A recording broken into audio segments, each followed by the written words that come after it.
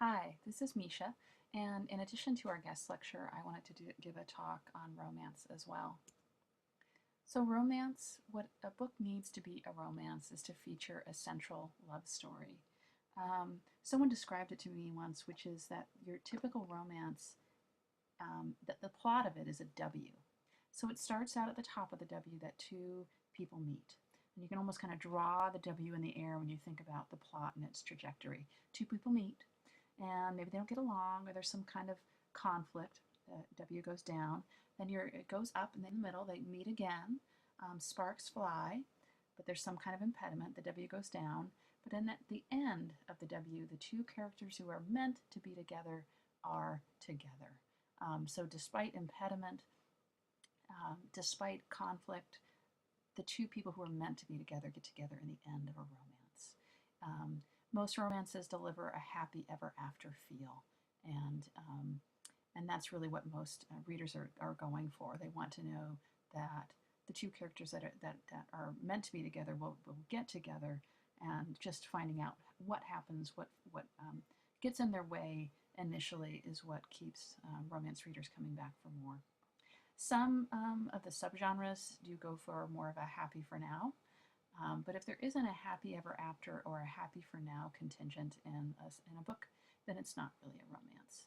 A romance reader is looking for a satisfying conclusion. So romance is just a huge booming business. It's Romance Writers of America, RWA, put out the statistics for sales and readership every year, and they're a great resource online. In 2013, 1.8 billion sales were romances, and romance accounts for 13% of fiction sales. What they also make note of is that ebooks are really where a lot of romance readers are getting what they're reading, and it's accounting for almost 40% of total romance sales. Every year, the RWA also does a survey of romance buyers, and the most recent survey shows that 84% are female, 16% are male. The age of the average buyer is 30 to 54 years old, and romantic suspense tends to be one of the more popular reading areas for the readers that they polled. But I wanted to take a moment just to talk about why romance often does get a bad rap, and what the appeal of romance is with many other popular genres. And I can't think of anyone who speaks as eloquently about this as Jayne Ann Krentz. She's a Washington State romance author. She writes under several pseudonyms. She writes under Jayne Ann Krentz for most of her romance, much of which includes romantic suspense. She also writes under the name Jane Castle and under Amanda Quick for some of her more paranormal historical romances. And in a speech which is linked on the site, her Bowling Green State University speech, she talks about the prejudice that the genre of romance faces. She says that the truth is that the prejudice against romance fiction, while strong and virulent for generations and arguably exacerbated by the fact that books are traditionally written by women for women, that prejudice is actually nothing more than a particularly sharp extension of our culture's overall prejudice against the whole of popular fiction. And so I'm just going to take a minute to show you a clip from an interview that Nancy Pearl did with Jayne Ann Krentz about the appeal of romance and popular fiction in general. I came out with a conglomeration of those 3 or 4 writers, later Dick Francis. I've always loved popular fiction. I think it is more important than people give it credit for. So let's talk about, how do you define popular fiction? Popular fiction, I think, are stories that are built on the old heroic tradition of storytelling. They are stories in which, yes, definitely flawed characters, but flawed characters who overcome their flaws long enough to do the right thing. They set examples. They are heroes in the old-fashioned sense of the word. The stories convey a moral, and they talk a lot about things that are not talked about much in modern culture. They talk about and hold dear things like honor and courage and the healing power of love. And we go to popular fiction to affirm those old values and virtues, I think. And do you think that that's the draw? Is that Definitely. that kind of, yes? Where else are you going to get? And those core values, courage, honor, conviction, determination, those things we associate with the heroic values are absolutely crucial to civilization. We can't survive without them. And we need them. And right now, in 21st century America, I think popular fiction is the repository for those virtues and values. And that's why we're drawn back to them time and again. It isn't a happy ending. People mistake that. Romances in general tend to have a happy ending because that is part of the value of that particular kind of genre. But it is no more, it is as necessary in the romance as seeing justice done is in the mystery. If the mystery is not solved, if justice is not done, you may have a very good book, a very interesting book, but you won't have a good mystery. And that is why with the romance, that the relationship will be resolved in a satisfactory manner to make it a romance. So I really love what Jayne Ann Krentz has to say about popular fiction, about the power of romance, and what it says about what the readers are looking for in a lot of popular fiction. That it basically reinforces some of the values that we hold dear as a culture, and that they may not find in your average literary novel. Often what's leveled against all genres, is that they are formulaic. And literary fiction is too. And one of the things that you generally won't find in a literary novel is a happy ending or a satisfying ending. Sometimes they're open-ended, and many readers are looking for those things. But for the readers who are looking for something to bolster some of those values and reinforce sort of the triumph of good over evil, of, as Jayne Ann Krentz says, the power of love, they're going to be looking for some of these authors, some of these genres, to supply that for them when they need it. Jayne Ann Krentz also happens to be a librarian, by the way, just so you know. So I'm going to dive into some of the major subgenres of romance, the ones that you'll be asked about the most. Classic romance are really so Jane Austen has a literary reputation. She's considered one of the best writers of her time, but she was also writing love stories. She was writing romances, and she has made a major contribution to the romance genre. And one of the ways that we have seen this is through Georgette Heyer. And Georgette Heyer was writing, so Jane Austen was writing about her life and times, but Georgette Heyer was writing about the period that Jane Austen was living in, what we consider the Regency period, years after that. So that's really what they are, historical romances. And Georgette Heyer, they've been reprinting her books, which is just wonderful because she's sort of a perfect author to give to someone who's exhausted all the Jane Austen or wants a comedy of manners romance in which you can see the strictures of society having much to do with some of the conflict in the central love story. So Georgette Heyer is a great classic romance author to keep in mind. Another classic romance novel, just to keep in mind, is Forever Amber by Kathleen Winsor. And that's one that people are still asking for if they want a meaty, sort of classic historical romance. Anya Seton, Catherine, is one of those books that comes up a lot. The popularity of someone like Philippa Gregory, who doesn't really write romance, but there's romance in her historical fiction, has brought Anya Seton back to the fore. She was very, very popular in the 1960s and 70s. Catherine is one of those books that both my grandmother and my mother loved, and I end up really enjoying as well.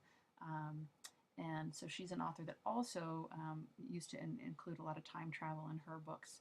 She has a book called The Green Darkness, which involves time travel. But historical fiction is really one of the major genres that you're going to hear a lot about. So I wanted to start with Mary Below. Mary Below has written a number of series, most of them historical. She's won a lot of awards for her work. And she's just really a solid historical romance author to know about and to show people. What's really great about the average romance author's website is because some of them write so much and they write so many in series that Mary Below and other romance authors do have printable lists of the series that they've written. Casey Michaels is another steamy historical romance novelist to know about. Julia Quinn is a Washington State romance author, and what people tend to like about her is that she includes a lot of humor in her work.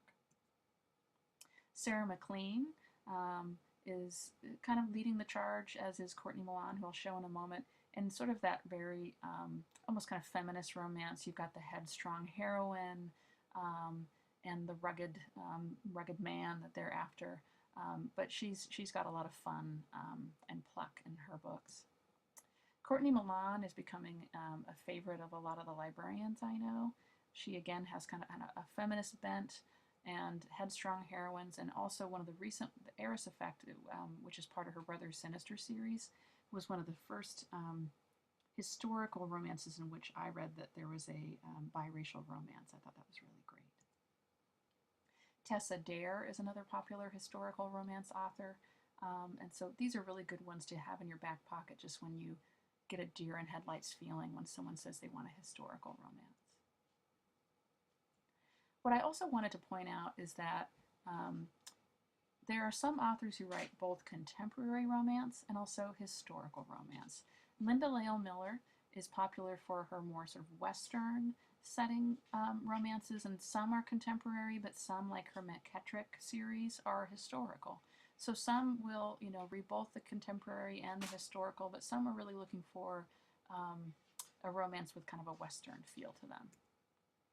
Diana Palmer also writes historical Western romances, and so does Janet Daly. Janet Daly also writes in that same vein. Contemporary. There are so many contemporary romance authors that these are just a sampling of a few to keep in mind. Susan Elizabeth Phillips has been writing for some time. One of the things that you can often find in her stories, she often features like a football player, somebody in sports, that kind of thing. But she's definitely a popular choice. Jill Shalvis is another contemporary novelist. The Lucky Harbor series is set in a fictional Washington State town. Kristen Higgins is another popular contemporary romance writer, as is Robin Carr and Laurie Foster. And she's got the whole firefighter thing going on, which, many people are looking for and will thank you for. Paranormal. Paranormal is one of those areas that has been booming. Jayne Ann Krentz, who I mentioned before, has written in the paranormal vein. A lot of her Jayne Ann Krentz penned books have paranormal elements. Her Jane Castle books do, and it's just been a growing part of the romance genre. Nalini Singh is one of the big authors in this genre. Richelle Mead, who is most well known for her teen series Vampire Academy, has also written some adult romance series, paranormal. Succubus Blues is the first in her Seattle set Succubus series. Laurel K. Hamilton, this is the Anita Blake Vampire Hunter series, runs the gamut from romantic suspense to erotica, and a lot of readers really love her work. And then here's a sort of genre blender example.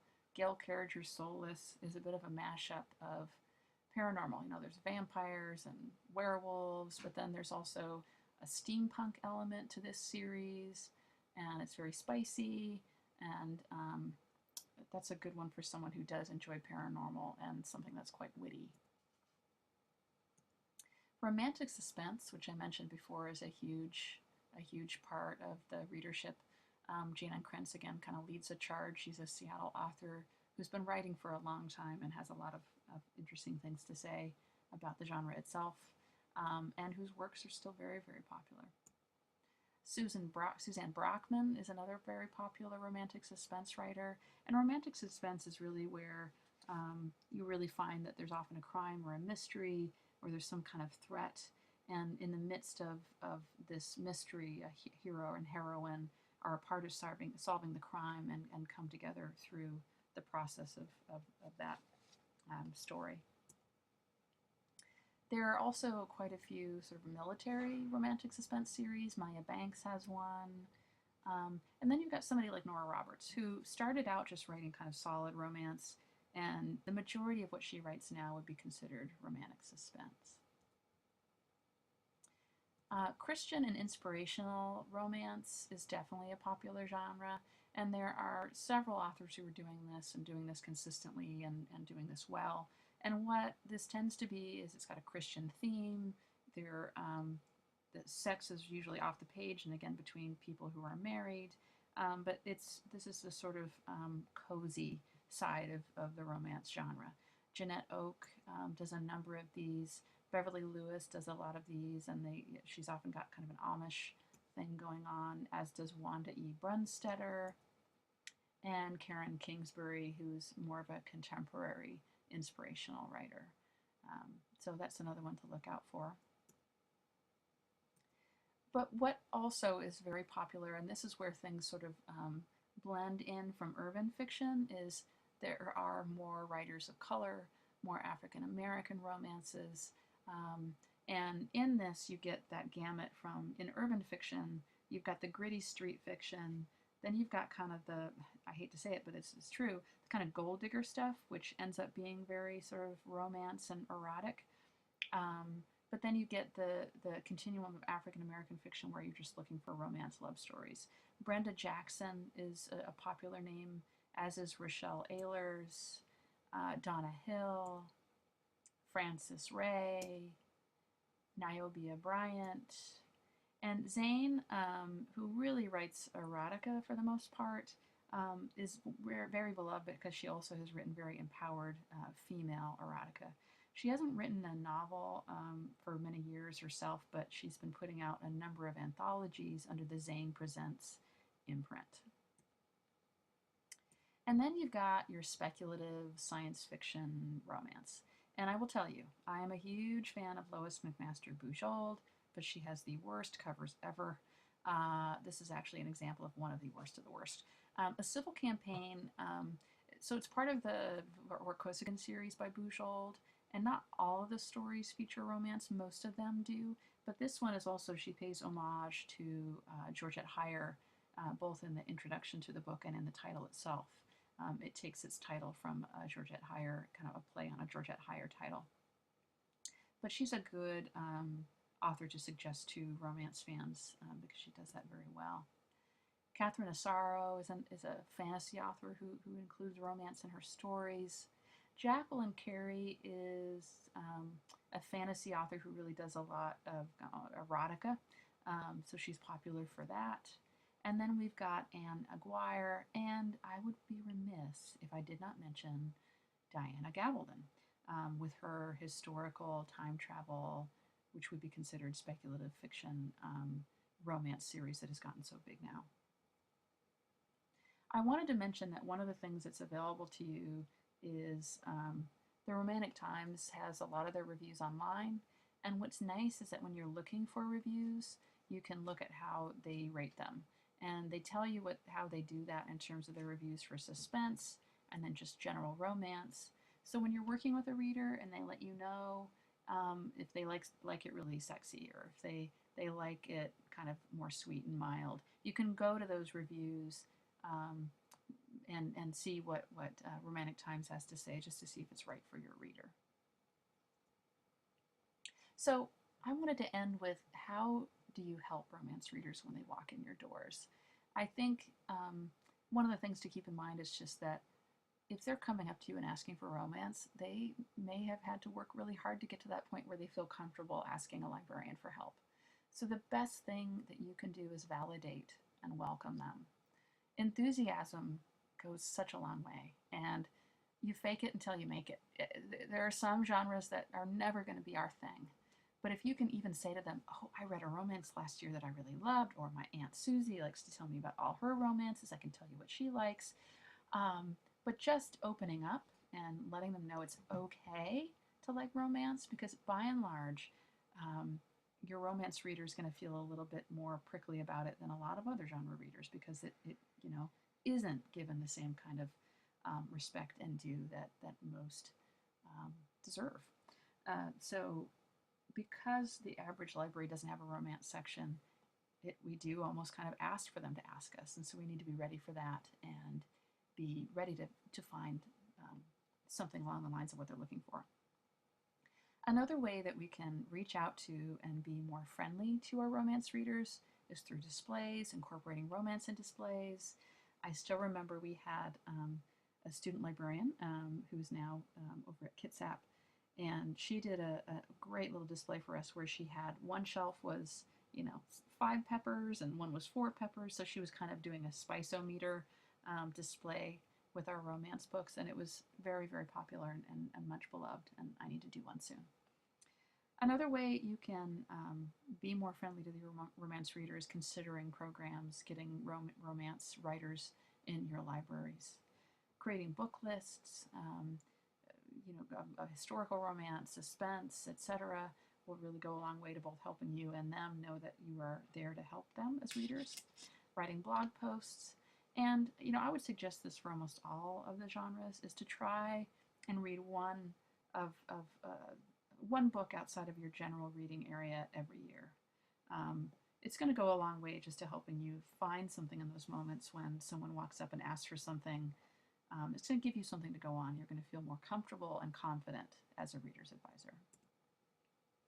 And I just want to end with letting you know that there are so many fun and great resources online. Romantic Times, which I mentioned before. There's also a very snarky, funny site called Smart Bitches Trashy Books. For Regency, which is a huge, and popular aspect of historical romance, the nonsuch.com is a great resource for a lot of the aspects and little facts and tidbits of the Regency era. And the Rita Awards are a good place to look if you're looking for well-reviewed, well-respected, some of the best cream of the crop kind of romances for that year. So I'm excited to hear what romances you're reading and what you've enjoyed, and thank you so much for listening.